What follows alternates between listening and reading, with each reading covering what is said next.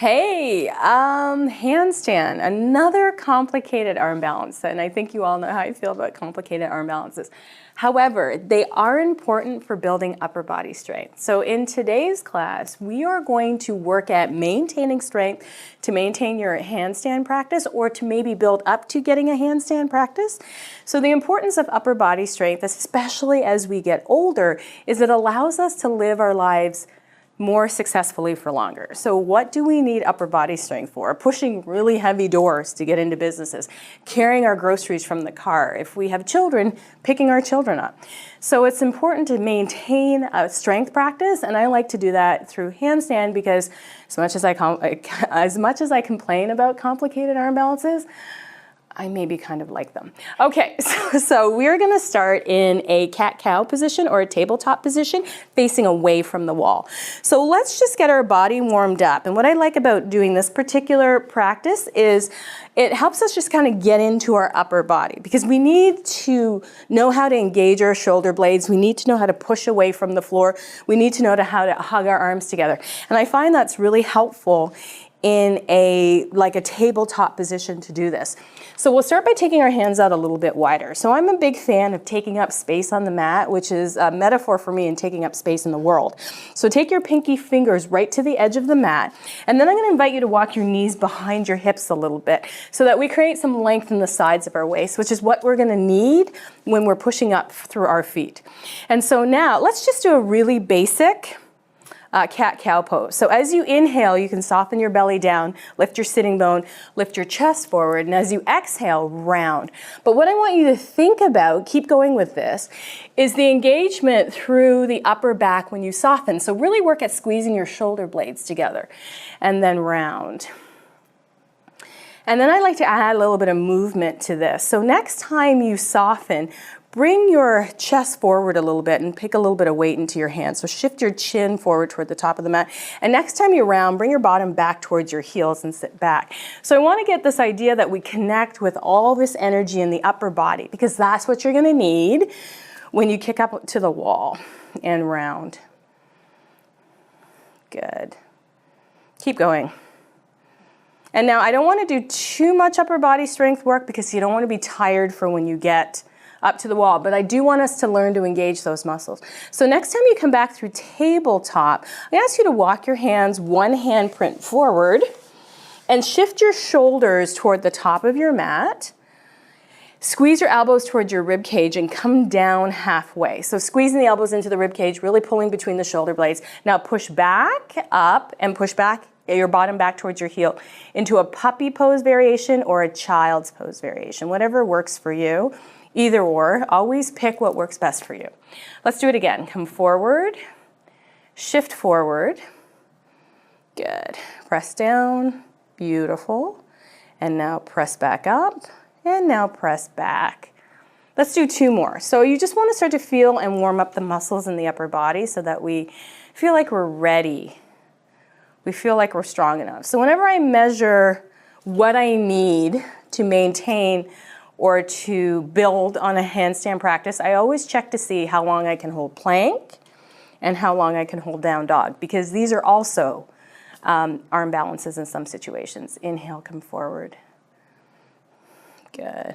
Exhale down halfway. All right, so 4 would be about the max that I would recommend because you don't want to tire yourself out before you even get upside down.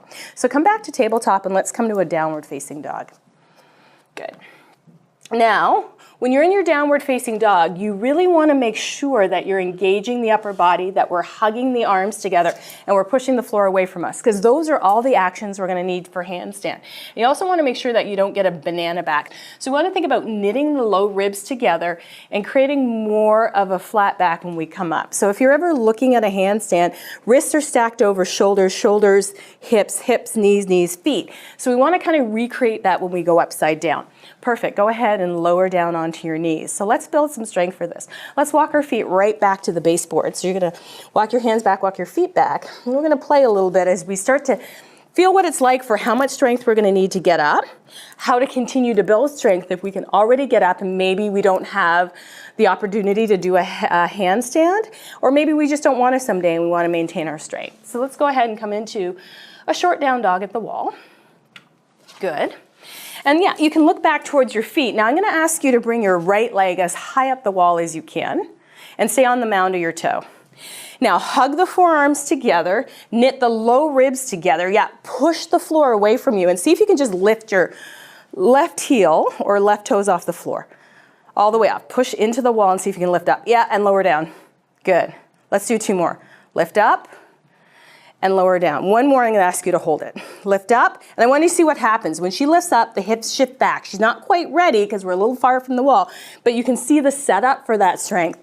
Lower down. Good job. Switch legs.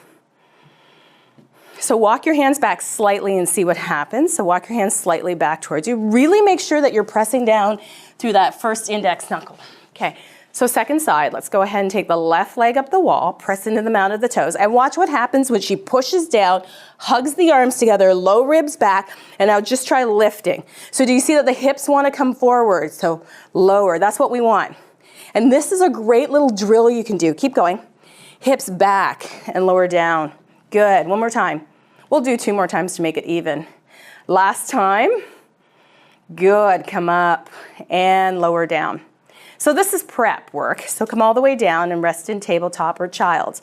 So another thing you can play with, and I've done it before in a handstand prep, there's other videos that you can see on this channel for this, is the L at the wall prep. So if you're not ready for handstand, L at the wall prep is great because get this, L at the wall requires way more strength to maintain than an actual handstand.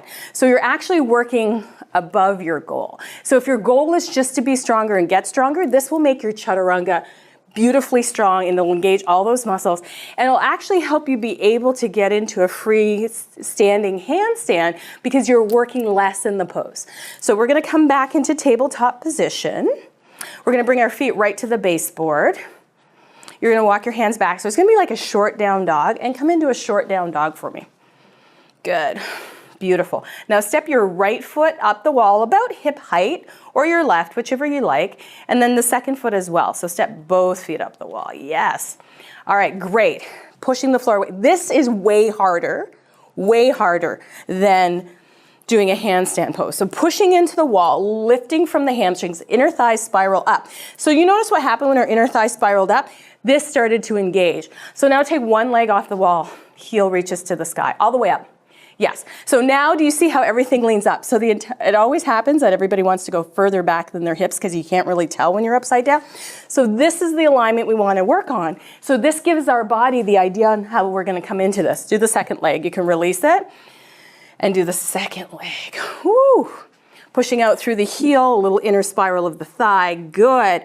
Nice. Exhale and plant your foot on the wall and come down. Now let me tell you something. You can walk all the way down. And rest in child's pose because you've got big work still to come. Just so you understand, when you go upside down, you will be out of breath. That is natural and normal when you're doing this. So when you come down out of handstand, take a break and catch your breath.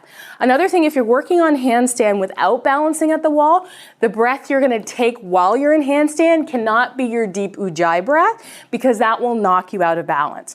So your breath is gonna be a little more shallow if you're going to be balancing away from the wall. If you're using the wall, of course, you can engage any breath because you're balancing at the wall.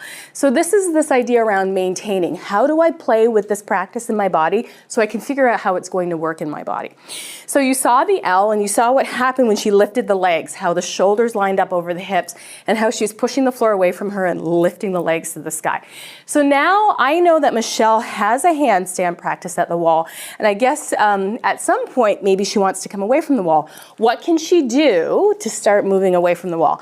So let's turn and face the wall and I'm going to have you do your handstand kick up, and before you do that, we are using a little bit of strength, a little bit of a momentum, and control to kick up. So there's always a push leg and a swing leg, right? A push leg and a swing leg.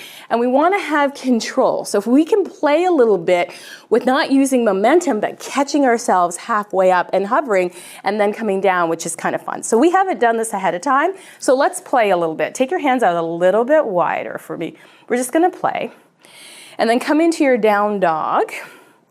So you're gonna walk your feet a little bit closer in and then hug the forearms in toward the center. Good. Now, plant one foot, hop and swing. Just play a little, but hop, swing, hop. See how she gets a little hang? Hop, see if you can get a little hang. Nice, hop and try to rotate. Oh, so what I like to do is keep the leg straight so that the heel rests against the wall. So try the hop with a straight leg, straight leg. Ah, good, try it again. Hop, swing, now rest. I don't want to wear you out completely. Okay, so walk your hands a little bit closer to the wall. Let's walk up a handprint. Okay, good. So instead of having the bent leg, because what happens with the bent leg, what you saw is the foot hits the wall and pushes the body forward. So I want you to think now, when you do the swing leg, of lifting with the back of the hamstring. Okay, lift with this part of the muscle. Try to lift with even the gluteal fold, where your bottom meets your leg, that gluteal fold. So try thinking of lifting from here. So push, swing, and try lifting from there. Lift, straight, okay, did you see that? A little more hang time, try it again. Woo, okay, we're up. That's okay, we're up, that works. So now once she's up, let's flex the feet. And I have a racquetball ball. I'm gonna put it between your knees. I ask you to squeeze that ball and see if you can come away from the wall. Squeeze the ball between your knees. Squeeze, squeeze, squeeze, squeeze, squeeze, squeeze, squeeze, squeeze, squeeze the ball. Push out through your heels. Good, I feel where you feel balance. I feel you, good, right there. Good, and come down, take a rest. So the key is, once you get up, thank you, is to hug the midline. Squeeze and pull up with your pelvic floor. Now, if you put this ball in here and you squeeze it, I just want you to do this for yourself. What happens? You instantly engage your pelvic floor. It also gives you something to push into and then to push up. Do you want to try it again? So we are always wanting to hug to the midline and pull up. So we use the racquetball between our thighs, and that gave us something to push into. Sometimes we might need something a little bit bigger. So we're gonna work at squeezing. The minute you squeeze the block, everything here engages, and it actually forces you to start thinking about using Mula Bandha or pelvic floor. So when you get up on the wall, I'm gonna place the block between your thighs, and you're gonna squeeze the block together, push out through your heels, and push the floor away from you. So let's play a little bit. Come a little closer. Good. Walk in, walk in, walk in, and when you're ready, don't bend that leg. See if you can do a long swing of the leg. Long swing, there we go, a little hop. Good, there we go, see a little hang. One more time, see if you can come to the wall, and we'll play a bit. Up. Take your time, there it is, there it is, there it is. Okay, so now I'm gonna take the block and I'm gonna place it between your thighs. And this is sometimes nicer with a thinner block, but this is what we have. Squeeze the block as hard as you can and hug the legs together. Good, squeeze the block, squeeze the block, squeeze the block. Good, pull the belly in, pull the low ribs back. Other way, push out through your heels. Woo, there, there, there, squeeze the block, squeeze the block. Now I'm gonna let the block come back to the wall so that she can get used to hugging the legs together and squeezing the block. So try pushing the floor away from you, squeezing the block, and coming to lift away from the wall. Play a little bit. There we go. Squeeze, squeeze, squeeze, squeeze, squeeze, squeeze, squeeze, squeeze, squeeze. Oh, holy cow, that was quite a bit. Try it again, squeeze, squeeze, squeeze. Nice. So that was some serious hang time. So a thinner block would be better. You can try using one of these racquet balls. If you have a friend and you feel comfortable, I often will say to my students, I'm gonna put my fists like between your knees and squeeze my fist, and that way they also have a little bit of resistance to push back against. But the idea is we wanna hug to the midline, we want to pull up in the pelvic floor, and we want to push the floor away from us. And that's how we start to negotiate, keeping our strength, maintaining our strength, even if we don't come away from the wall. So it's really important to continue to build upper body strength, to continue to engage our core if we want to continue to remain strong as we get older and as we move through the world. Thank you very much for being here. Namaste.